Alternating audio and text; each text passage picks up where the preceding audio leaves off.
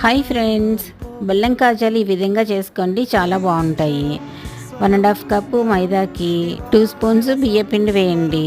కొంచెం సాల్ట్ వేసి అది బాగా మిక్స్ చేసిన తర్వాత 2 టేబుల్ స్పూన్స్ వేడి బటర్ని వేసి ఇలాగా ముద్దయిన తర్వాత అందులో వాటర్ వేసి ఇలా చపాతీ పిండిలా గట్టిగా కలుపుకుని 5 మినిట్స్ వెట్ క్లాత్ వేసి రెస్ట్ ఇవ్వండి.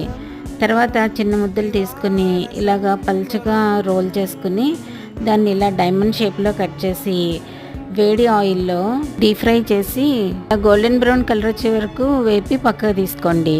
1/2 కప్పు బెల్లం తీసుకొని 2 స్పూన్స్ వాటర్ వేసి దాంట్లో ఇలాచీ పౌడర్ కూడా యాడ్ చేసి పక్కన ఇలా వచ్చేలాగా చేసుకుని ఆ తర్వాత వేపుకున్న కాజాలను బెల్లంలో వేసి బాగా కలిపి సర్వ్ చేయండి. టేస్ట్ చాలా బాగుంటుంది. Like and subscribe. Thank you.